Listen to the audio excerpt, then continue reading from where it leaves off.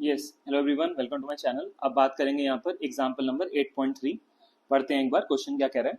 A motor car is moving with a velocity of 108 kilometre per hour. यानी एक motor car move कर रही है with a velocity of 108 kilometre per hour. इसका मतलब जो हमारी इनिशियल वेलोसिटी है u हो गया हमारे पास 108 किलोमीटर पर आवर, और हमें इसको चेंज करना पड़ेगा मीटर पर सेकेंड में। तो मल्टीप्लाई करेंगे 5/18 से। तो सॉल्व कर लेते हैं। 2 9 एंड 2 5 10, 2 4 9 1 9 6 और हमारे पास आ गया 6 5 30 मीटर पर सेकेंड। ठीक है, तो हमारे पास कितना आ गया, हमारे पास यहाँ पे आ गया 30 मीटर पर सेकेंड।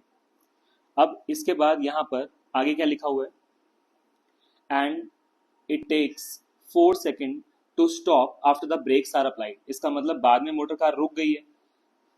ठीक है, तो यहाँ पर v कितना हो जाएगा 0, और कितने टाइम बाद रुकी है, तो यहाँ पर t हो जाएगा 4 सेकेंड।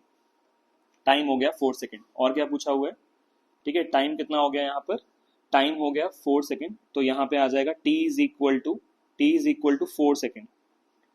अब क्या पूछा हुआ है, calculate the force exerted by the brakes on the motor car. ठीक है, आगे पढ़ते हैं। यहाँ पर क्या लिखा हुआ है, कैलकुलेट, यहाँ पे हमारे पास लिखा हुआ है calculate the force applied, calculate the force exerted by the brakes on the motor car if its mass along with the passenger is 1000 kg। हमें यहाँ पे फोर्स की वैल्यू निकालनी है, force exerted by the brakes on the motor car. तो formula क्या लगेगा यहाँ पर अगर अप्लाई करेंगे तो हमें निकालना है F is equal to m into A.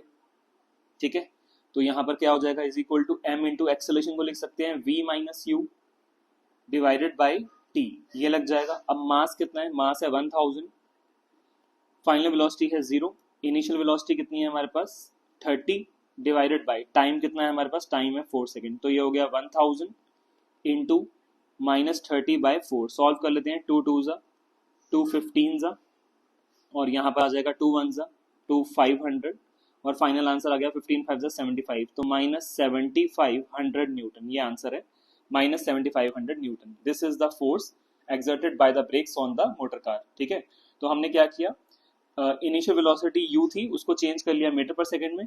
Final velocity 0 है, टाइम 4 सेकंड है। फॉर्मूला अप्लाई किया, F is equal to m में, एक्सेलरेशन की वैल्यू पुट कर दी V minus u by t, और डायरेक्ट आंसर आ गया हमारे पास वैल्यूज पुट करके। ये था एग्जाम्पल नंबर 8.3। अब इसके बाद करेंगे हम नेक्स्ट, और नेक्स्ट है हमारे पास एग्जाम्पल नंबर 8.4। अब देखते हैं एग्जाम्पल नंबर 8.4 क्या कह रहा है।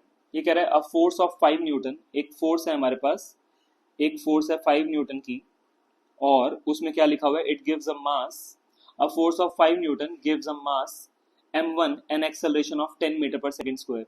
यानी वो एक्सेलरेशन प्रोड्यूस कर रही है m1 में 10 मीटर पर सेकंड स्क्वायर। तो मास कितना है यहाँ पर m1, और उसमें एक्सेलरेशन कितनी आ रही है, एक्सेलरेशन आ रही है 10 मीटर पर सेकंड स्क्वायर। तो इन वैल्यूज से इन वैल्यूज से मैं m1 की वैल्यू निकाल सकता हूँ। तो क्या आ जाएगा, F is equal to m1 into a1, 5 is equal to m1 into 10। तो यहाँ पे m1 की वैल्यू आ गई 5/10, दैट इज 0.5 kg। ठीक है, यहाँ पर वैल्यू आ गई हमारे पास 0.5 kg। अब क्या करते हैं, आगे पढ़ते हैं।